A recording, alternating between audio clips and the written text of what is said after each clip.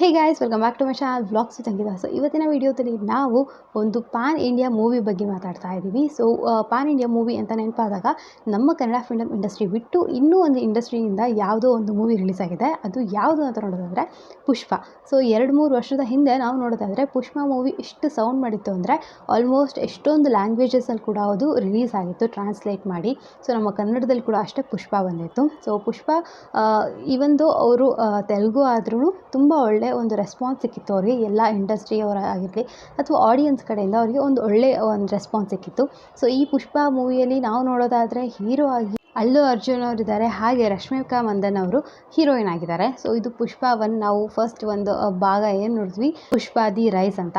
So ಆ ಒಂದು ಭಾಗದಲ್ಲಿ ಇವರಿದ್ದು. ಸೊ ಭಾಗ 2 ಕೂಡ ಅಷ್ಟೇ ಇವರೇ ಕಂಟಿನ್ಯೂ ಆಗ್ತಾರೆ. ಸೊ ಇವಾಗ ಪುಷ್ಪ 2 ಬರ್ತಾ ಇದೆ. ಸೊ ಪುಷ್ಪ 2 ಇನ್ನು ಯಾವಾಗ ಬರುತ್ತೆ ಅಂತ ಮುಹೂರ್ತ ಫಿಕ್ಸ್ ಮಾಡಿಲ್ಲ, ಆದರೆ ಟ್ರೀಸರ್ ಮಾತ್ರ ಬಿಡ್ತಾ ಇದ್ದಾರೆ. ಯಾವಾಗ ಅಂತಂದರೆ ಏಪ್ರಿಲ್ 8ನೇ ತಾರೀಕು. ಸೊ ಏಪ್ರಿಲ್ 8ನೇ ತಾರೀಕು ಅಂದರೆ ಇವತ್ತೇ ಪುಷ್ಪ ಮೂವಿ ಟ್ರೀಸರ್ ರಿಲೀಸ್ ಆಗ್ತಾ ಇರುತ್ತೆ. ಸೊ ಪ್ಲೀಸ್ ಯಾರೆಲ್ಲ ಹೋಗಿ ನೋಡಿಲ್ಲ, ಹೋಗಿ ನೋಡ್ಕೊಂಬರ್ಬೋದು. ಸೊ ಫಸ್ಟ್ ಮೂವಿ ನೋಡಿದರೆ ನಿಮಗೆ ಅದರ ಕಂಟಿನ್ಯೂಷನ್ ಪಾರ್ಟಾಗಿ ಇದು ಸಿಗುತ್ತೆ. ಸೊ ಯಾರಾದರೂ ಫಸ್ಟ್ ಮೂವಿ ನೋಡಿಲ್ಲ ಅಂದರೆ ನೋಡಿ, ಖಂಡಿತವಾಗ್ಲೂ ನಿಮಗೆ ಈ ಒಂದು ಮೂವಿಲಿ ಸ್ಟೋರಿ ಏನಿದೆ ಏನು ಅಂತ ಚಿಕ್ಕ ಕ್ಲೂ ಸಿಗುತ್ತೆ.